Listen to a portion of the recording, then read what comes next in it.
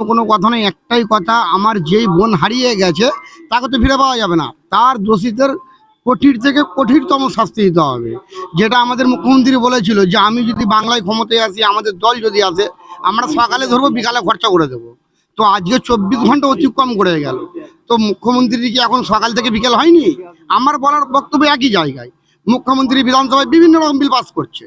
তো একটা bill pass করুন না, যে যারা ধর্ষক হবে, যারা মার্ডার করবে, যারা ধর্ষণ করবে, তাদেরকে সকালে ধরে বিকেলে খরচা করে দেওয়া হবে। এটা তো আমি বলছি না, উনি বিরোধী দল নেতা, যখন দলের নেতা ছিলেন উনি বলেছিলেন। আজ উনি সেই কথা এখন অটুট নাই কেন? সেই কথা থেকে হিলে যাচ্ছে কেন?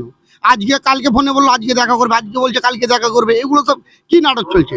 আজকে যদি যেই সম্প্রদায়ের মানুষ এটা ঘটিয়েছে, তার জায়গায় যদি একটা অন্য সম্প্রদায়ের মানুষ হতো, আমার তো মনে হয় এই মুখ্যমন্ত্রী গোটা পশ্চিমবাংলায় যেভাবে দাঙ্গা লেগে যেত, তার এই মুখ্যমন্ত্রী সামাল দিতে পারতো না।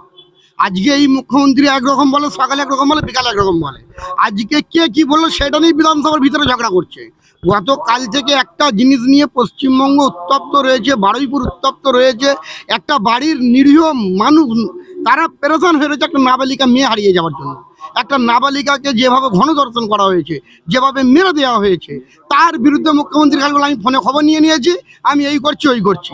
আরে আপনি তো কদিন আগে বলেছিলেন বিরোধী দল নেতা থাকায় যে আমি সকালে ধরবো আর বিকালে খরচা করে দেবো। সেটা কেন ভুলে যাচ্ছেন?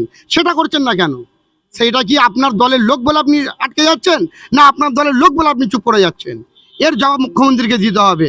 আর আমি মুখ্যমন্ত্রীর কাছে আবেদন করব, যত তাড়াতাড়ি সম্ভব এই কেসটাকে চালু করে এই দোষীদেরকে চৌরাস্তার মোড়ে ফাঁসির মঞ্চ তৈরি করে ফাঁসির সাজা দিতে হবে। দোষীদের একটাই সাজা আমরা চাইছি, তাদের ফাঁসি দিতে হবে। আমরা তো বিভিন্ন সোশ্যাল মিডিয়ায় দেখছি যে বিজেপি নেতাই এটা করেছে, সুশান্ত নাম, ও এবং ওর দলবল মিলে এটা করেছে। তো এবারে সেটা কোর্ট বিচার করবে। আর যদি মুখ্যমন্ত্রী যেটা আগে বলেছিল যে আমরা এরকম খবর পেলেই ধর্ষণকারীদেরকে সকালে ধরো বিকালে খরচা করবো, সেটা মুখ্যমন্ত্রী সে তার পাওয়ার দেখাক। তখন তো বিরোধী দলনেতা ছিল, এখন তো উনি মাঝনাতে বসে আছে। উনি তো এখন পশ্চিমবাংলার হেড অফ দ্য ডিপার্টমেন্ট।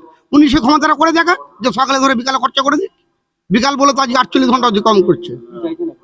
আমরা একটাই মানে সাজা চাইছি, দোষীদেরকে চৌরাস্তার মোড়ে দাঁড় করিয়ে প্রকাশ্যে ফাঁসির সাজা দিতে হবে। আমার নাম জাহিদুল ইসলাম মোল্লা।